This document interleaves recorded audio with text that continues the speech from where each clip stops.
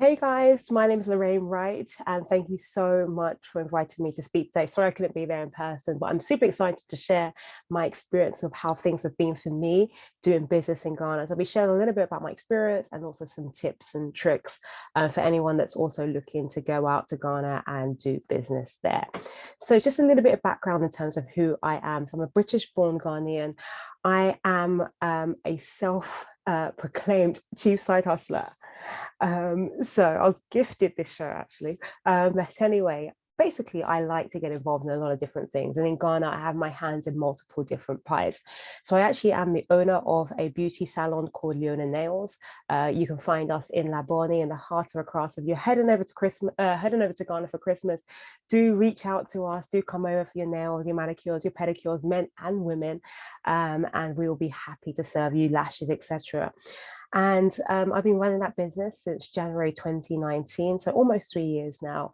And that has its own ups and its downs, and I'll share a little bit about some of my experiences there. I also have a transportation business that I work with a business partner on called LV Elite Cars. We basically buy and sell cars from Europe in Ghana. So we ship them to Ghana for the specific purpose of doing Uber or Bolt. So very slightly different to how it operates in the UK. A lot of Uber cars are owned by private individuals, and those private individuals have purchased those cars and given them to drivers to drive on their behalf, and they will give them like a weekly rent for the privilege of using that car. So that's a business that I established with my good friend Viviana, who is normally based in Switzerland or in Germany. So I work with her to buy the cars, we ship them over to Ghana, and we sell them to people that are interested in that business in Ghana, connect them to drivers, etc. I also am the head of sales and fundraising for a fast growing agri-tech startup in Ghana. In fact, we were just backed by Google. We just received some funding from Google, which we're super excited about. But essentially, we enable anyone just like you, like me, who has a little bit of spare cash, who wants to get involved in agriculture in Ghana, but don't necessarily know how to. We actually do all that hard work for you. So we will actually farm on your behalf without you getting your hands dirty. So we actually partner with farmers, smallholder farmers based in Ghana, who will then grow on your behalf. You can start with as little as $35 or the equivalent, and you can generate returns up to 30%. I'll share a little bit about that very, very shortly. And then lastly, what I also do in Ghana is I also am the founder of a national competition called University Gospel Choir VA. This is something I've been running in the UK for the last 10 years, but then established it in Ghana, working with over 20 universities in Ghana, and really about giving a platform for Ghanaian gospel choirs within universities to showcase their talents. Now, across all of these, I'm always looking for partners. So anyone that wants to partner with Leona Nails, maybe you do lashes, fillers, injectables, whatever, get in contact with me because I'm looking for people to support with that, especially over the Christmas period. We can do a partnership thing. LV Elite Cars, you're looking for cars and you want to start, generating additional income stream, do reach out to me. Grow for me, if you're looking to get involved in Grow for me, do reach out to me again. I'll share my contact details at the end as well. And also UGCY, I'm always looking for people to come on board, support us in whichever way, both in the UK and in Ghana. That was a little plug. But anyway, alongside all of that, I also am a full-time employee. So I actually do work for an investment bank, UBS, as a director and a project manager there, working on digital projects. So I do that alongside my day job. I do everything alongside my day job.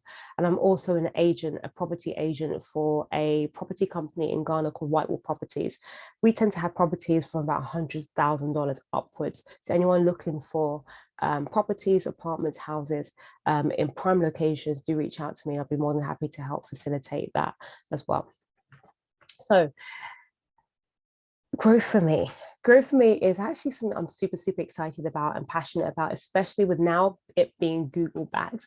We are an agri-tech startup. So anyone that's looking to get involved in Ghana, but with a low touch approach, you've got a little bit of spare cash, don't quite know how to get into it, Grow for me is for you. We essentially grow on your behalf. We grow soybean, pineapple, maize, and rice. And we work with smallholder farmers who have access to land and who will grow on your behalf. So we actually partner that much. Think about it like an Uber. Just like an Uber, you'll request on an app to get to a destination. But when a car arrives, it's a car that you don't own and it's a driver you don't know. So very similar to that, we're providing the trusted platform to connect you to a smallholder farmer in a crowdfunding way. So we do that. So we enable you to trade both commodities, and we also allow you to invest and sponsor crops. And you can do that. You can see the prices on the screen at the moment. We start with as little as 155 Ghana cedis, which is roughly £20, I think it is. Someone can correct me, I've forgotten the maths. Or rice, which is roughly, I should know this off the top of my head, but the 314 Ghana cedis, you can check the conversion rate as of today anyway. And that gets you a unit of crop that will be planted in the ground on your behalf. At the end of it, if you wanted an acre, you multiply that by 8. So this is actually the price for 1/8 of an acre. And what we will do is we will then grow, we will supervise it as it grows. We'll work with the farmers, and these are smallholder farmers that don't necessarily always have access to capital. So we're doing the social impact work by marrying your capital to these smallholder farmers in a profit sharing model. And what will then happen is we will grow, we'll work with the farmer to grow, we'll supervise the activities. And at the end of it, we will then, at the harvest point, we will then trade the commodities on a Ghana commodity exchange and generate a return. And that return will be split between you, who will get 50%, the farmer who get 35%, and Grow For Me who get 15% as a platform provider. Now, our returns, I want to be very clear, we are a regulated body. We're regulated on the Security and Exchange Commission in Ghana.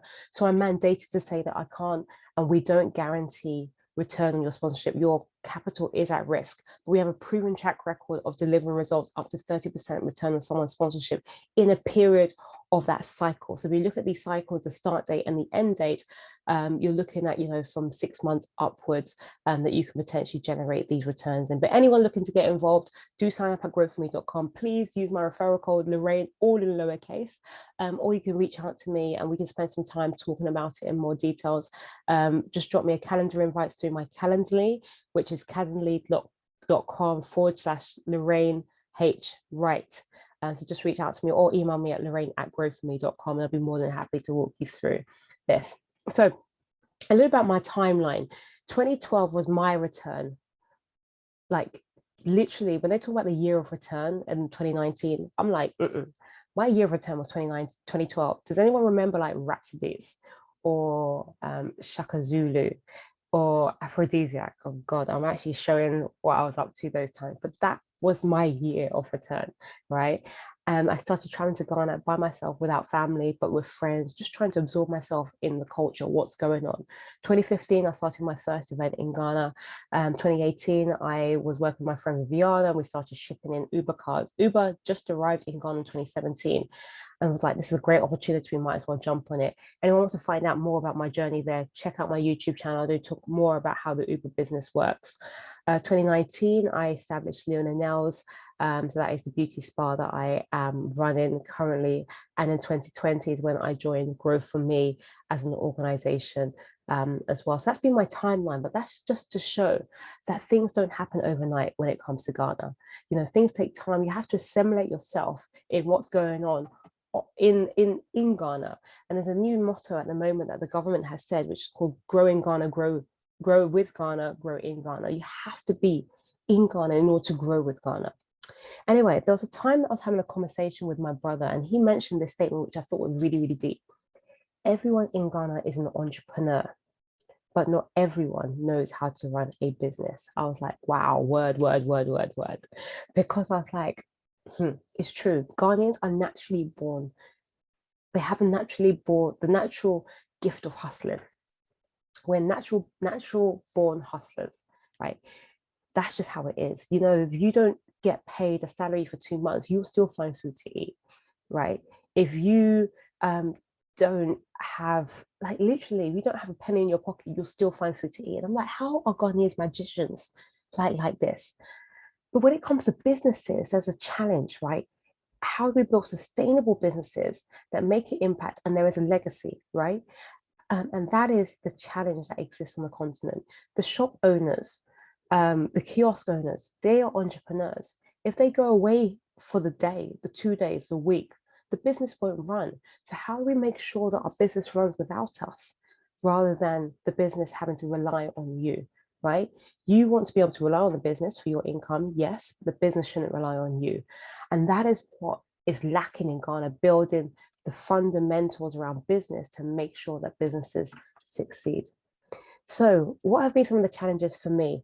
I'm going to be very transparent with some of the things that I've faced. I'm running out of a little bit, I'm running out of time. So I'm going to try and just rattle through a few of these. I want to be very clear, your accent can help or hinder. What do I mean by that? If you've got a British accent like me, you want to be careful of where you use that accent. If you are going to a corporate event or you're going to, negotiate a huge contract with an international company, yes, your accent will probably help you. But the moment you want to go and try and negotiate, I don't know, the cost of a painter coming to paint your house or electrician comes to do something, your English accent is not going to help you, because that is where they'll start to charge you English prices. And that's been something that I've learned, right? Also, the thing about Ghana is it's based on the culture of relationships and family. Everyone is a sister or a brother. When they say minya, like everyone is a brother or a sister. But the moment that it's like you become an other, you change the perception, meaning that you are likely to be treated as another and therefore will be charged as another person, right? Another thing, staff loyalty is very difficult to get loyal staff in Ghana. I know this happens a lot of other places, but especially in the beauty industry, I get a lot of turnover. So I've had to think about strategies to keep staff, incentivizing them, looking at ways and means. Now in Ghana, the average salary, does anyone know the average salary in Ghana, what it is? The average salary roughly is about 14 cedis per day, or less actually. I think it's somewhere between 11 to 14 cedis per day. Okay, but because Ghana is very much a hand-to-mouth society, everyone's always looking for that extra cedi they can make. And so because of that, people are always on the lookout for what they can get. Whereas us, or the UK people or those in the diaspora, we're all about something bigger than money. We're not always about what is the next extra buck I can make. So it's important. So some of the things that I've put in place, for example, there's been times when staff have left me the day that they get their salary. They don't know about writing a resignation letter. That doesn't exist. So what I've done is had to educate them on that. And one of the things that I've now instilled is I actually take a security deposit from their first month's salary, so that and I hold that. So if they want to leave, they have to write me a formal letter, and I add that money back onto their last salary. And that's just something I've had to do to make sure they understand the importance of giving us notice. You also want to understand cultural nuances. You want to understand that when it's raining, it is a legitimate excuse for people to be late. I didn't know that. I came to Ghana with a mentality, come rain, shine, you need to get to work on time. Now, these are things that I've had to learn generally through the course of running businesses, that there are cultural nuances. I'm not saying it's acceptable and it's right, but I've had to start to appreciate and understand them so I know how to handle and deal with them. You always in Ghana need to think about plan B, C, and D. You need to have backup internet supply. I currently have like 2 or 3 different internet providers that I make sure I have on the go in case one drops. You want to make sure you've got backup power supply, backup water supply, everything. In my shop, for example, we've got a poly tank. If the Ghana water becomes off, we've got a poly tank. If the poly tank becomes empty, I've got barrels of water. I've always got plan B, C, and D. Right? You always need to think about things like that. I'll just jump through a few things behind just because of time. Behind a smile in Ghana, no one in Ghana knows how to say no. No is not a word. They would either, if you're asking them to do something, they'll say yes, or they'll say, I'll think about it. If they say, I think about it, it means no. If they say yes, you also want to be very careful what they mean by yes, because everyone is a businessman. Remember, I told you. If you told someone, for example, you are trying to get someone, you're speaking to a water seller, okay, for aqua water, and you say, oh no, I need some malt. That person will go out their way to go and get it. Or let's find a different example. Let's say you had a plumber at your house, but you noticed the lights have gone down. That plumber is not an electrician, but they will make it their priority to try and find an electrician and do that contract as themselves. They'll always find ways and means to do things, but it doesn't necessarily mean they're doing it to the best of their ability. So be careful about that. So my top 10 tips for doing business in Ghana: set your vision, but know your plan may change. I always tell people and encourage people, whenever you are setting your vision, write it down in pen. But if you're writing your plan, write it in pencil, because you might have to rub out that pencil and start again, but you always have your vision. That's happened with me with several different things. I wanted to get involved in agriculture.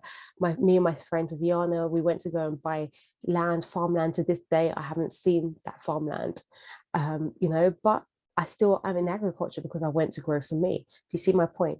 There were times when I wanted to get into business, whatever it may be, but you go in different directions.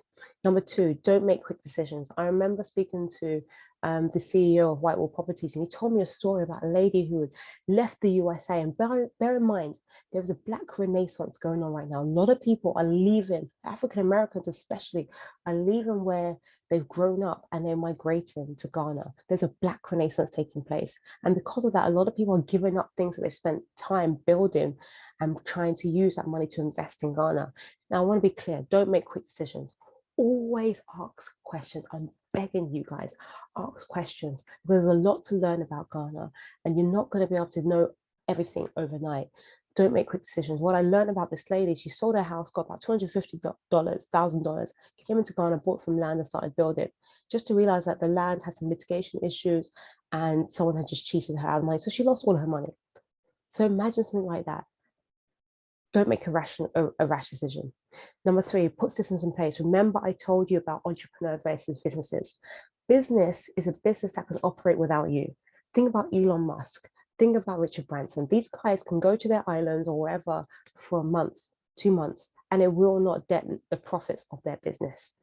How do we have that mentality to go into those, to do the same thing?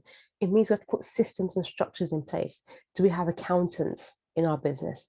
Do we make sure we're paying our taxes? Do we make sure we have backup supplies for everything? Do we make sure we're training the manager? Do we make sure we have managers in place, their successors? Do we make sure we're succession planning? All these things are things we really need to think about and put those systems in place right up front. CCTV, how you monitor people, etc., etc. Understand the cultural nuances. I've spoken about that a little bit as well. Build relationships. Don't just build relationships with the diaspora, but also build relationships with the locals, because when you need something, the diaspora person might not necessarily know, a local person will. It's very important. I've actually struggled to find local people that I can actually build relationships with, but it's become such a desire of mine. It will happen. And I have a few. I think it's just important to make sure you build relationships with local. Branding is everything. In Ghana, you can have the worst possible products, but if you have your branding on point, it will sell. And Ghanaians, apologies, I am Ghanaian, so I hope no one's offended by this, but we're a little bit fickle. So if you see something and it's got a shiny case, it's amazing, everyone will go and run and buy it. So just be a bit careful about that, but use it to your advantage if you're a business person, right? Make sure you've got the most amazing branding and it will sell. That works a lot in Ghana. Another thing you want to be very clear about when you are doing business in Ghana, get a price up front. I always get burned by this. You might be speaking to a plumber or whatever, they'll be like, oh, don't worry, let me finish. And when they give you the bill at the end, you can't even afford it. I'm like, why do you not tell me how much this was at the beginning? We are used to getting the price, a quotation. But Ghanaians, for some reason, they're like, oh, let me finish. And this has happened to me so many times. I remember when I was actually looking for a place to rent for my shop, and I'd use an agent. The agent didn't tell me until afterwards that he was charging me like 3 months worth of the rent as his agency fee. I was like, huh? The joke is I actually went to go and give him some money just to say thank you because he was a friend. On that time, they said, oh, no, my fee is like three months. I was like, ah, I just come to give you some money as a thank you. I was like, wow, we didn't even agree that up front. So let's agree all prices up front. Then also money matters. If you're moving to Ghana, Ghana is a very expensive place to live. If you're moving to Ghana, don't quit your job just like that. Look at the example of the lady that sold her house and moved over. Make sure you've got a steady form of income. If you can work remotely like I sometimes do that. Retain that connection just in case of anything. Or at least have 3 to 6 months worth of savings and come to Ghana, maybe do a basic job while getting your businesses and things like that off the ground. Bear it in mind, in the UK, we're very used to getting debt financing at cheap rates. You can get business funding at 6%, 7%, 8%, 9%, 10%, for example. In Ghana, interest rates are like 20% and higher. So you want to be very careful about that. Even if you're buying a house, for instance, there are mortgages in Ghana. The mortgages in Ghana are roughly, with Standard Bank and Republic Bank are roughly 13% on the pound. So if you can get cheaper external capital, you can maybe remortgage your house. I've got examples of this I've done. Remortgage your house and use that money as a deposit in Ghana and to lower down your interest or to lower down your payments. So these are things that you can look at doing just to try and find ways and means to bring external capital into Ghana. I'll just go to the penultimate one now. Just always think about the person who's going to try and put you out of business. In Ghana, it's a mentality, a very competitive landscape. Everyone's trying to pull people. It's almost like the crab mentality, where there's only space for one. So you want to think very competitively, what is it that you can do that will put yourself out of business? So you always want to think a step ahead to make sure that you're always ahead of the game. Last but no means least, just to be clear, Ghana's success is not overnight. You have to build, you have to take time. It will take 5+ years. I was always told this, 5+ years to break through, but you have to start now. Whatever you're interested in doing, you have to start now. So that's a short summary from me. I didn't really have much time, I draw. But if you have any questions, feel free to reach out to me. My Instagram handle is @Lorraine H Wright. My Calendly is the same, so calendly.com/Lorraine H Wright. So if you want to just drop some time in my diary, spend time with me, feel free to do that. Or if you want to email me about Growth For Me, my email address is lorraine@growthforme.com. So thank you guys so much. I would ask you if you have any questions, but this is virtual, but you can reach out to me and I'll be more than happy to answer any of those questions. So thank you guys and enjoy the rest of the evening. Thank you so much.